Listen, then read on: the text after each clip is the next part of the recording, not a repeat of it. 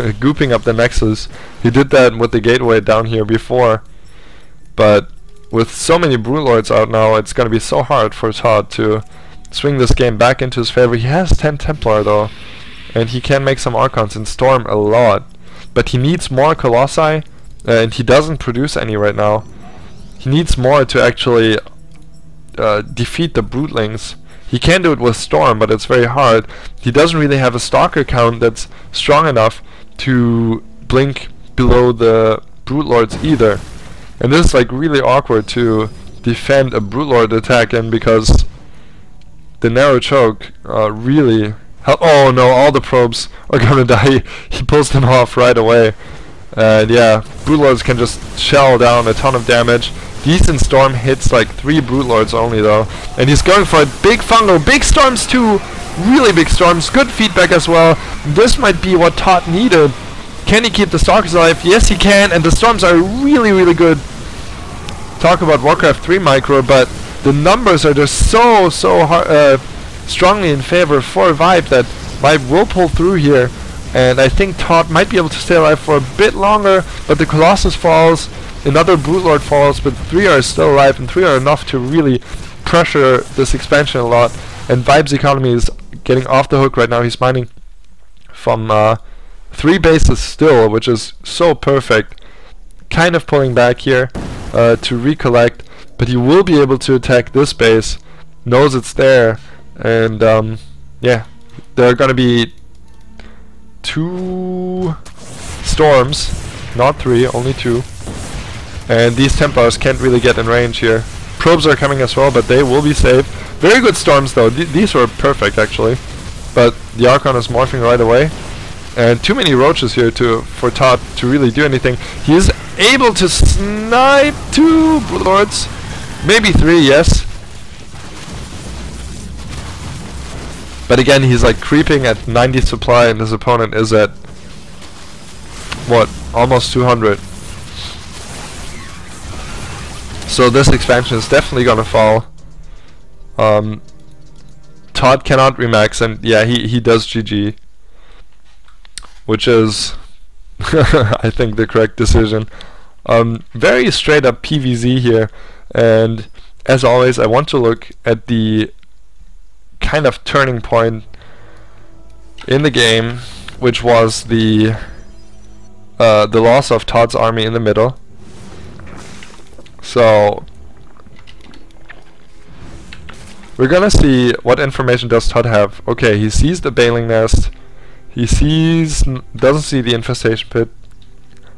So yeah, he controlled that too right there. So he knows, okay, there's the Baling Nest. He's getting Colossi and getting a Storm really fast. He's getting cannons against Baling Harass, Baling Drop Harass. The question is which Overlord is the Baling in? But no, actually it doesn't matter, because there are always Banelings and Overlords. So up until this point ToD did really well, right? He's even on economy.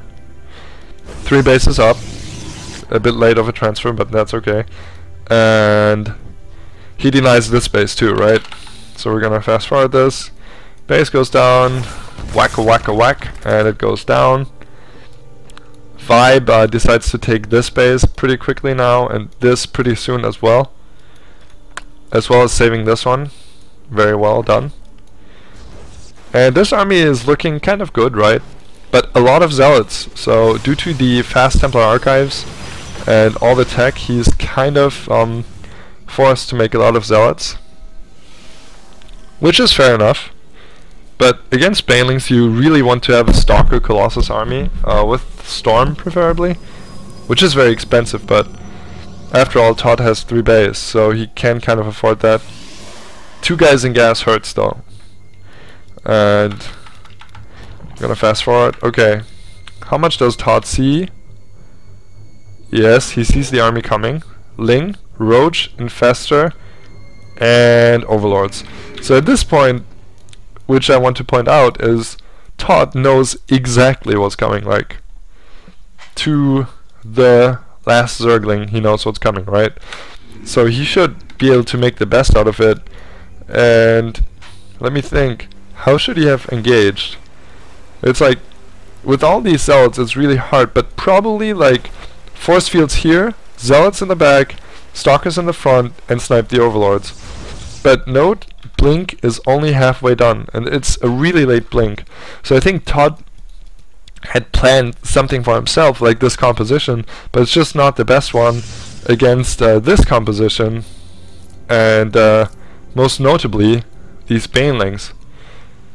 So I cannot really say what triggered ToD to move out here, but what I can tell you is that it's like the worst decision you can ever make, especially without blink. With blink, this would have been awesome, right? Force fields here, zealots like here, or like force fields here rather, to cut off the roaches, zealots here to kill the roaches, and blink underneath these, kill these, split your stalkers so they don't all die, and storm the banelings and the roaches.